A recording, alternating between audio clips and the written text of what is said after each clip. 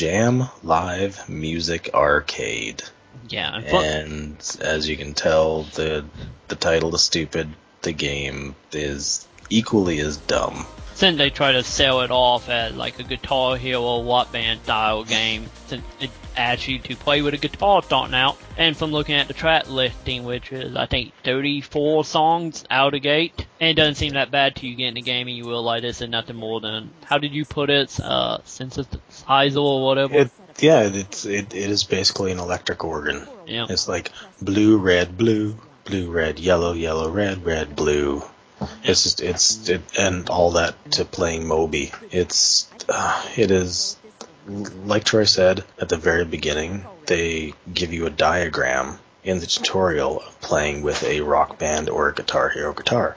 So I went thinking that this was going to be like some sort of, Rock Band-esque, arcade game, and dug out the guitar out of my fucking garage. Spent about 20 minutes doing that, and then realized that in about a minute, it is much better played with a controller, which they have lined out in the controls. There is no guitar in the controls and the options. Yep. It is a fucking 360 controller. Yeah, it only show you the guitar in the tutorial. And basically all it is you'll pick a song, a track, after you play through the 5-minute tutorial that doesn't let you skip a thing, even though you know what the fuck you're doing. Yeah. So you pick a track, and you've got your, drums? Drums, guitar, bass, I don't know about voice.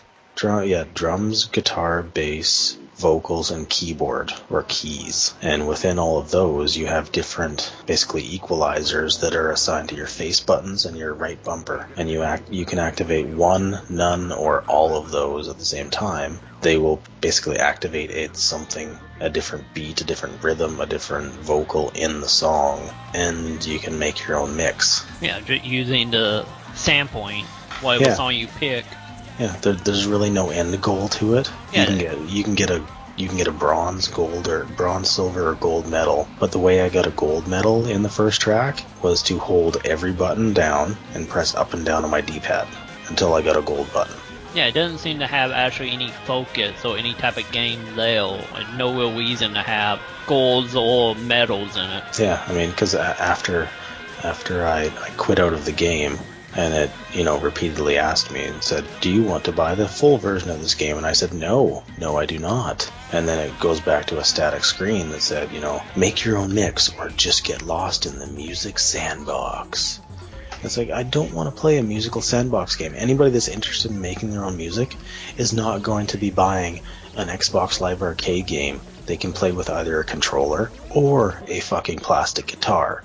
They're going to be making their own music and sampling from, the music that they pick out. Like, this is not a gateway for DJs at all. No, this is something that you get people at a party to go, oh, let's see who can make the worst, Moby Beastie Boys remix. And I played the first track for about 9 minutes, apparently, according to the time thing, and I wanted it to stop.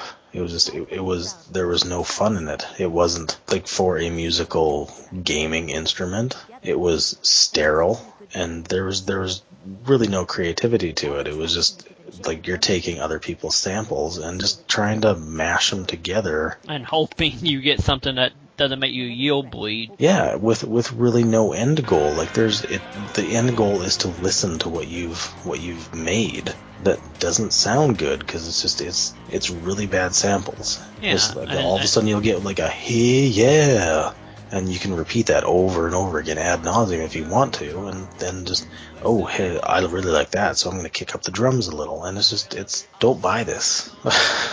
Yeah, of course the game is 800 Microsoft points, or also $10, and yeah, it's not worth it at all. You better off going and finding MTV Music Generator from like PlayStation 2 or PlayStation 1. At least that was a better DJ simulation. Yeah, or you're better off turning on your 360 and turning on the equalizer and plugging some music into it and watching that. That is way more entertaining. Yeah, because this thing is not worth indie game price, because it is a pile of shit all woven together. The only reason I can see why they're charging 800 points, $10, is to make up for the music that they licensed. Yeah, because they got a lot of music in it, and some of it not that bad either. Well, you know what?